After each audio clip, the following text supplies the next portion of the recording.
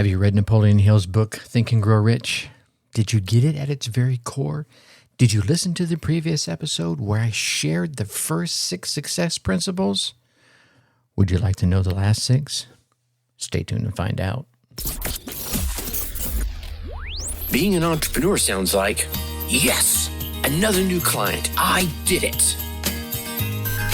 But it can also sound like, I am really not understanding this technology, and I'm feeling so overwhelmed. Am I even cut out for this? That's why I started the Dark Horse Entrepreneur Podcast, to help infopreneurs, coaches, and course creators who want to build a business online but are battling technology, overwhelm, procrastination, and even imposter syndrome. Think successfully, think differently, think bigger, and take action by learning tips from an array of business owners, all dropping knowledge on the Dark Horse Entrepreneur Podcast. Check us out at www.darkhorseschooling.com. What is up? What is up? What the hell is up, my Dark Horse friends and family? Welcome back to another dose of Think and Grow Rich learning. I'm your Dark Horse host, Tracy Brinkman, and as you know, I've been in the... You know what? I'm guessing if you're listening to this episode, you're waiting for the last 6 tips on thinking and growing rich.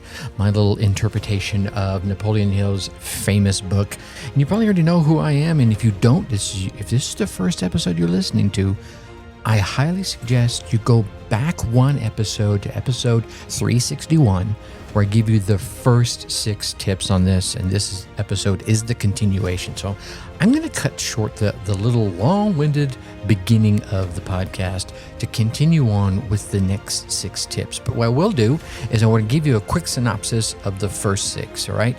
Which were, tip number 1, burning desire. You got to have that burning desire for what it is you want. Number 2, you got to have that absolute faith that God is going to make this happen for me. Well, God is going to allow me to make it happen. How about that? And that follows up with number 3, which is your self-talk. How are you talking to that man or woman in the mirror, right? Are you talking positive, or are you beating yourself up on a daily basis? Number 4 is specialize. Generalists don't make as much as these specialists, and you want to specialize. That's almost a required ingredient for sex. Sex. Oh my God, where's my mind going? Specialization is almost a required ingredient for success today, because it's going to give you that clear vision of what it is you want and desire. You're going to need imagination. Man, that is your real superpower. It is like this invisible ability to attract all the great things and create those great achievements and reach out for your prosperity. And then finally, the no-brainer, you got a plan. All right. That was the spoiler alert I gave you towards the end of the last episode. And now we're going to pick it up with number 7.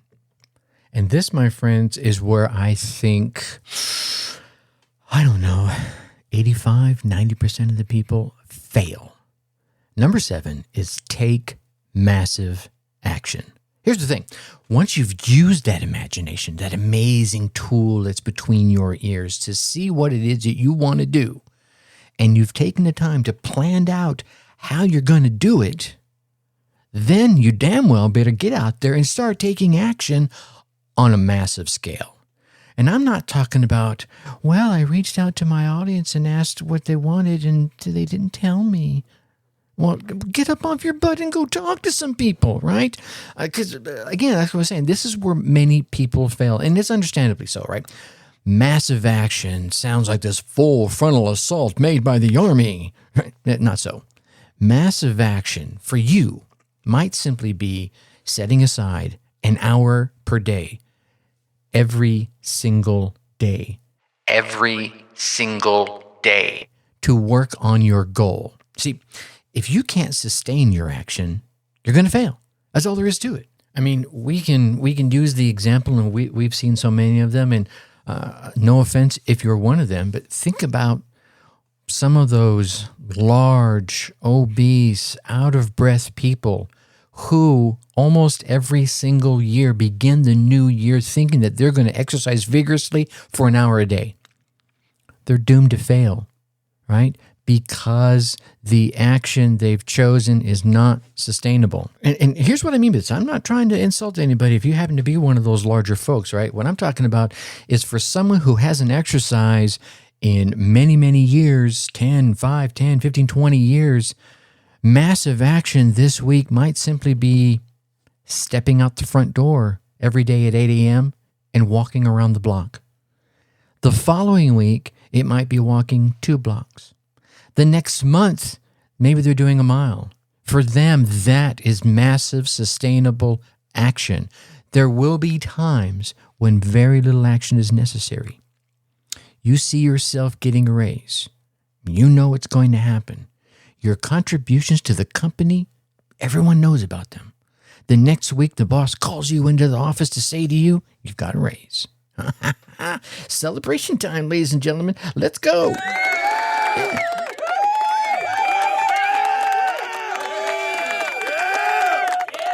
Here's the thing.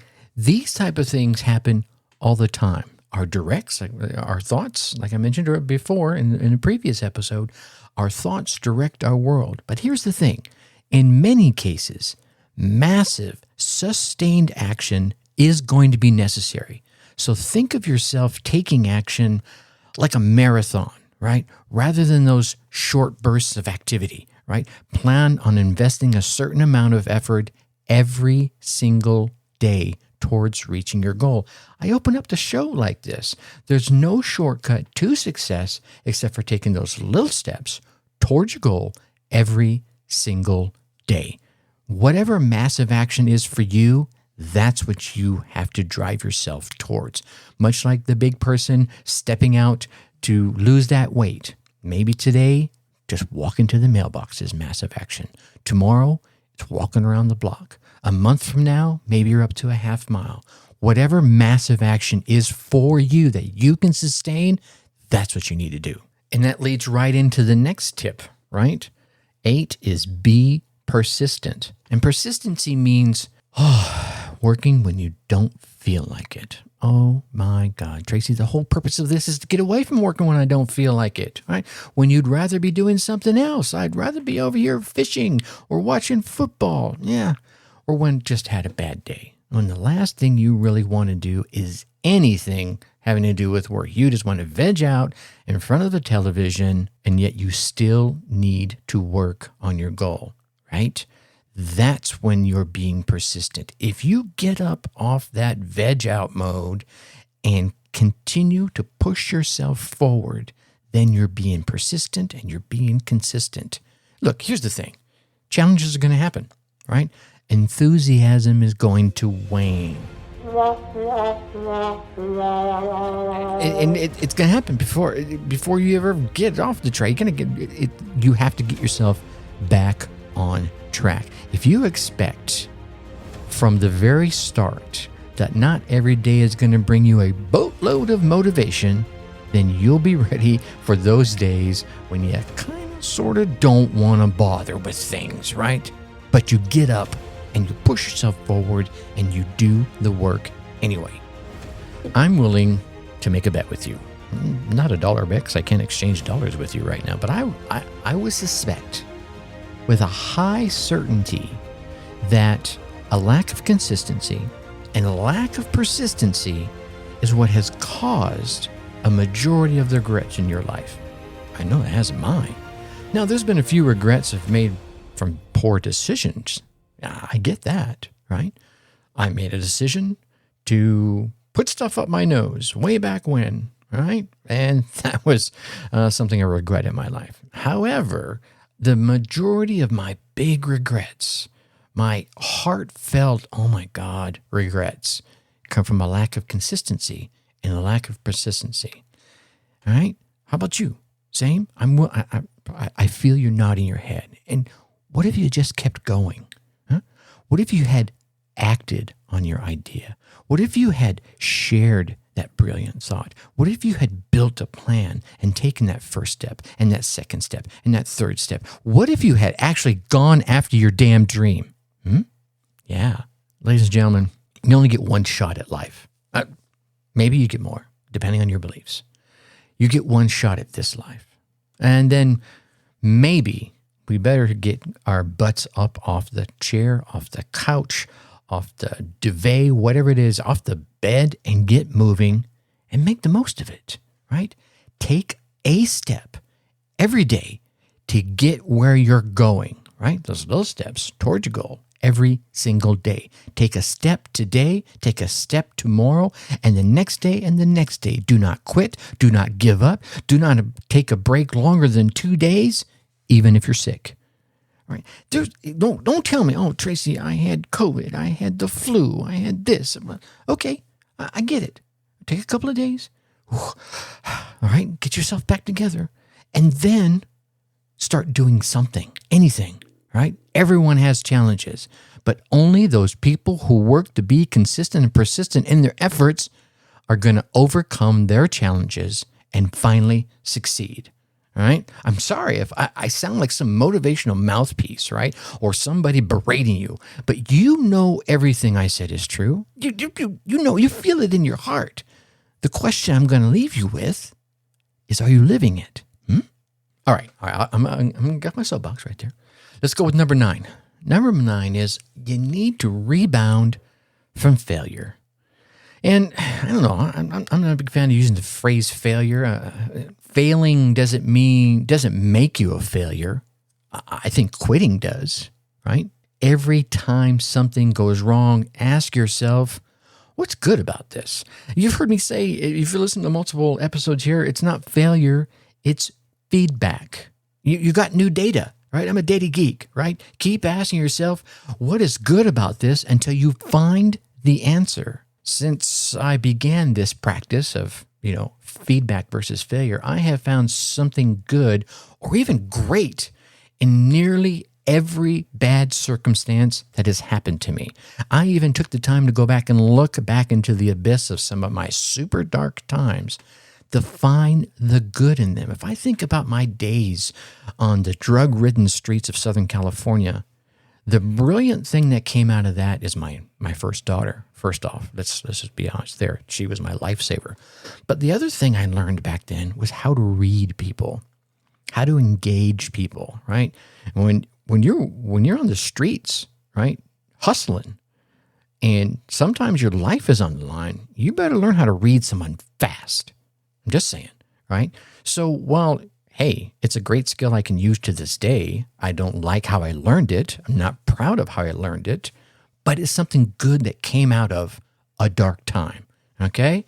Remember, you only have to get up one more time, then you fall down. Every time you stumble, bumble, trip, fall, or faceplant, you only have to stand up one additional time. So you can fall 27 times. You only have to get up 28. There you go.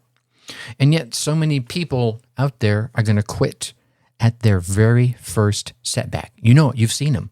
Maybe it's been you. All right? Oh, my God. Am I even cut out for this? Like it says in the intro in here. Huh? I don't feel like it's me. I don't feel like this is for bullpucky. All right? Move on. Get over yourself. Expect there are going to be bumps in the road. Just let go of your damn ego and enjoy the ride.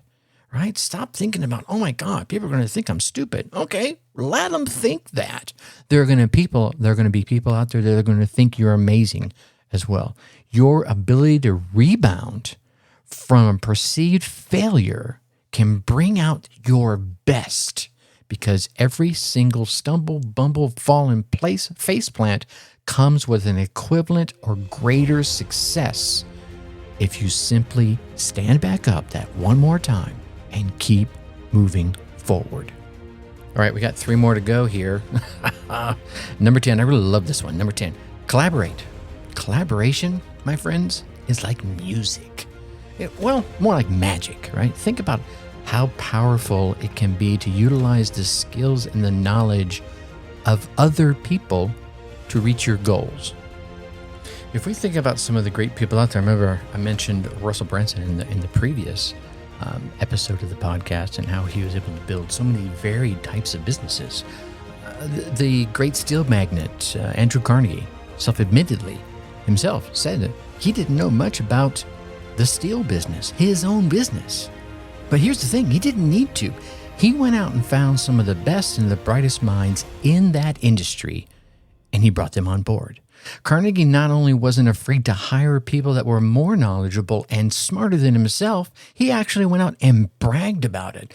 And because of his skill at collaborating with others, he became one of the richest people in the world at the time. Now, I was lucky enough to learn this same lesson from another great person, and this was Benjamin Franklin. And Benjamin Franklin had, and I wrote about this in my first book, Your Success Atlas, he had their Junto crew, and I believe it was spelled Junto, right? It's your Junto crew, and I talk about your want to crew and your can't do crew. And your want to crew are those folks that you engage with to share ideas and to collaborate with. Meanwhile, your can't do crew are those folks that are out there, saying you're stupid, right? So who do you want on your team? So if you can't work with people, then you are really going to have a challenging time achieving your dreams. That's all there is to it. I don't care what your goals are. You're going to need the help and abilities and sometimes the financial contributions of other people. So your ability to collaborate and work with others can be and will be your greatest power.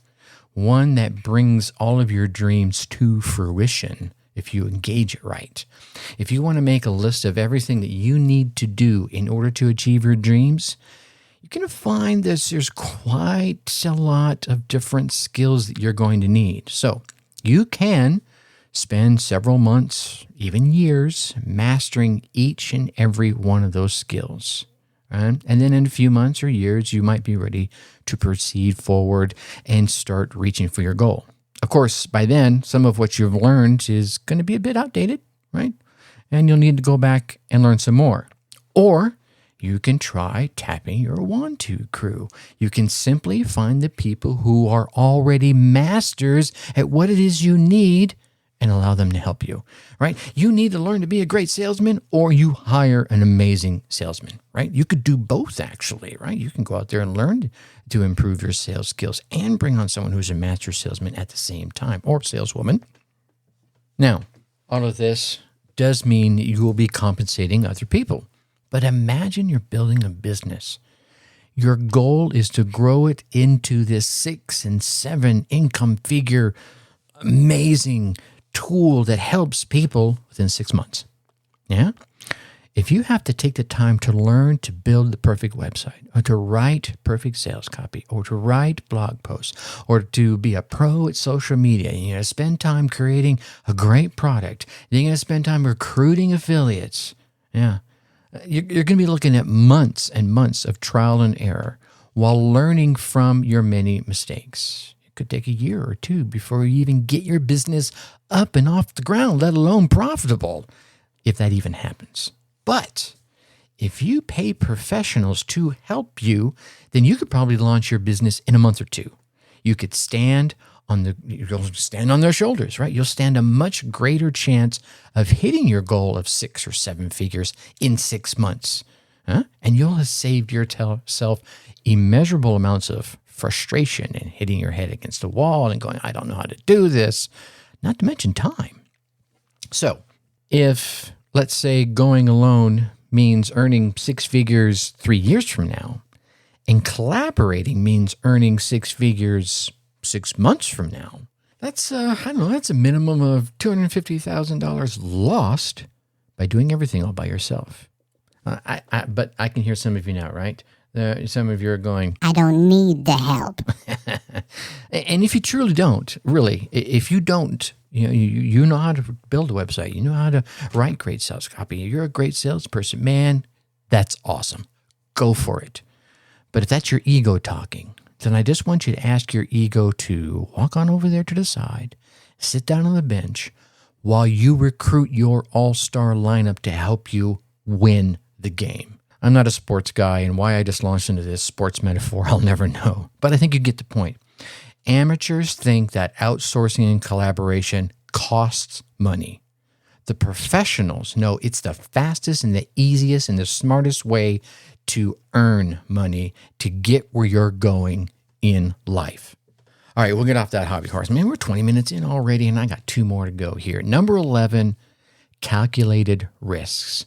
All right, I hope you'll take note to the word calculated.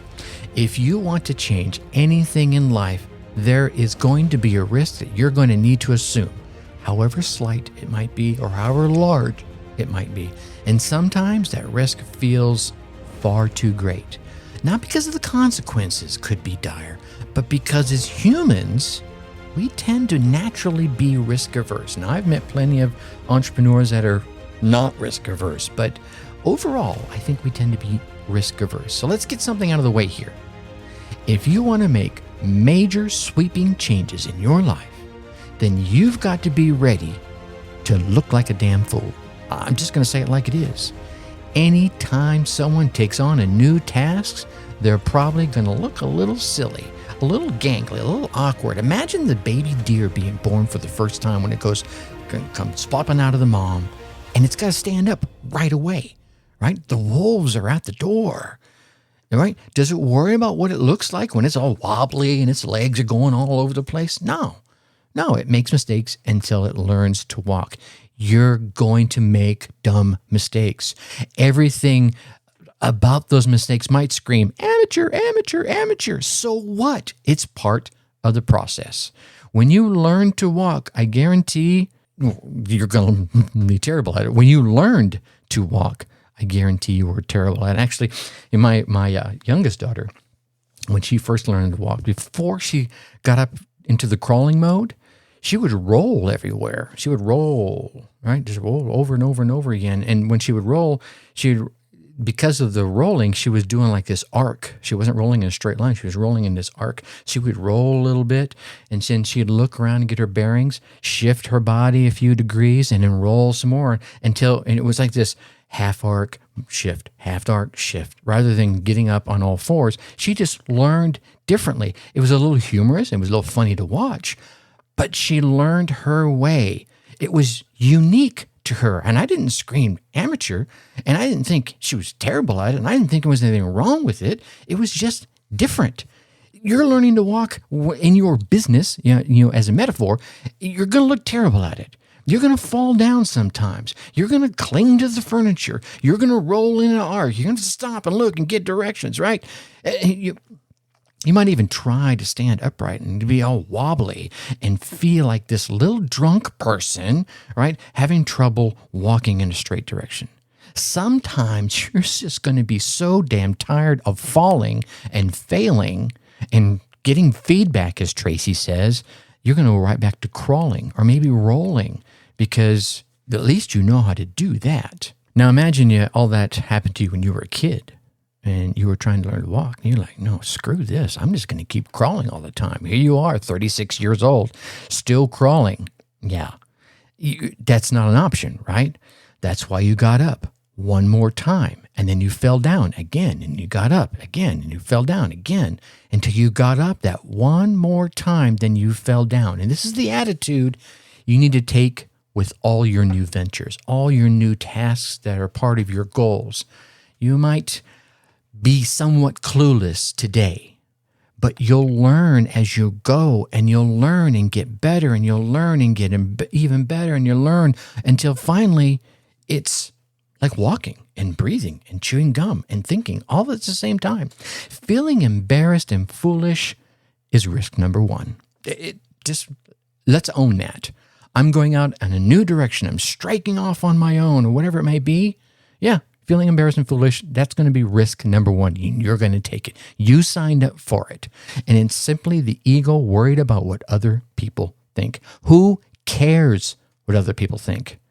You're following your dream. That's what matters. Now, I know there is another kind of risk, right? And it can assume all sorts of shapes and forms. Things like, do you choose this person or that person to do the writing? Is paying for advertising going to bring in business, or is it a waste of your money? Is this the right niche, or is that niche too saturating? Is your persona over the top, or is it going to frighten away prospects? Here's the thing. Everything is risk, including not getting out of bed in the morning. And sometimes you just have to make big decisions and move on, right? You got to make decisions about what to do next. You'll feel like you're taking this amazingly huge risks. Others might even tell you, don't do that. Please pay close attention to whether or not these others have any freaking experience in what it is they're giving you advice on. If not, you might want to get some counsel from someone who does have some experience. Find someone who already done what it is you're attempting to do, like get a coach. Have I mentioned that before, right? Got 2 coaches right now working with, hey, there's a reason people use guides who use Sherpas to help them climb the mountains. These experts, they know the best paths. These experts sometimes will even tell you exactly where to place your feet, all right, to give you the best footing. They know the places that are too dangerous, and they know all the little tricks to use and the pitfalls to avoid. Look, here's the thing. Life is a risk, right? Make friends with risk. Enjoy risk. Now, don't embrace it too much, right? You feel me on this. Your business and your life aren't gambling tables in Vegas, right? They're much more important, and you have to preserve your thoughtful calculation before making big decisions. But here's the thing. You have to make the decision and then embrace it. All right, last but not least, number 12, self-improvement, right? You can't read a book or engage someone as amazing as Napoleon Hill and not talk about self-improvement. Voracious readers have a definite advantage in business because they naturally get more ideas. Yeah, think about that. How many books have you read? If I twist my head over here over my shoulder, I got a couple of cabinets full of books that I've read, some multiple times. Finding out what has worked for others can cut your own time to success dramatically. For example, in business, what works in one niche might be very well used in an entirely different selling arena. I've mentioned this a number of times. I have actually thought this to be one of my big successes in corporate America, is that while I was in one industry, like bottled soda, I would start looking outside that industry to find tips and techniques and ways that things were being successful, and use that in my industry. And I saw big success out of that. So things that work for a business in one niche might be very useful in a completely different niche. Or someone who has some personal challenge, that has the same personal challenge as you, may have found a way to turn that problem into an asset. And they can help you do the same. Improving your own skills can do wonders. Yeah, let's be honest. Some folks think that the moment they graduated school, whatever school, maybe high school, graduate school, they never have to crack open a book again. I think these people become mosquito-ridden water, stagnant, stuck in whatever year they graduated. Often they're reflecting back to the amazing things they did in school, right? And they're quickly going to become obsolete. But the person who is and is always interested in and is always curious about what's new and what's working for others and they're keeping up with the changes and the innovations will be well ahead of all those folks who think reading is a plague set upon those by disgruntled teachers, right? I want you to stay curious, keep learning, keep taking notes, grab a journal, grab a book, heck, use Audible, right? You know what? If you would read a book or listen to a single book a month, 6 months later, you'll have done so many things. You have learned so many things. But if you never read a book, you're a loss. Now, let me give you a little tip on reading books. Have you ever read a book and then like 6 months later, you have no idea what it is that you read? Here's a little trick for always remembering the very best of what you read, right? Whether it's an article or a book, I want you to, you'll want to write down the 3 most important ideas or lessons in what you read. Again, we'll come back to a journal here. Whatever it is, have it handy. This is the information that you can use in your life, in your business, in your relationships, in your finances. Write it down. And then reread it a couple of times, right? From your journal or wherever you wrote it down for several days. And then that information is yours for life. Also, if important, implement at least one of those ideas now or as soon as possible and start reaping the benefits of what you're reading. Now, I'll leave you with one more on top of this. It just hit me. After you had a book, you're like, wow, this is a great book. And here are the 3 things that I think are most important out of this. And you write it down in your journal. This one right here, number 2, I'm going to start working on this one today or tomorrow, whatever it is. What I want you to do is maybe 6 months from now or even a year from now, right? Reread that book. I'm willing to bet you'll find 2 or 3 more new ideas out of the same book. They were there before, right? You read them. The words didn't change in the past 6 months or a year. The thing was, you're further along in your journey. Now you're ready for the next new idea. The next new idea is relevant to you. They weren't relevant before. All right? So give that a shot. Oh, sorry. Banging my knuckle on the counter here. All right, there you have it. My take on Think and Grow Rich by Napoleon Hill.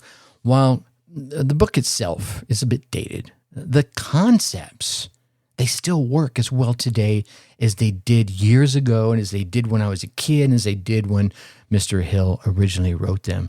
And while most of us are familiar with these steps, it's also true that nearly all of us can improve on at least one of these 12, probably more. So, like I mentioned earlier, you got one life. You got one shot at this life. Make it a good one, huh? How about that? All right. So you want to keep getting all these amazing success tips or course creation tips or marketing tips coming from this show. You getting any value out of this show? I certainly hope so. If you are, go on down there and hit that subscribe button.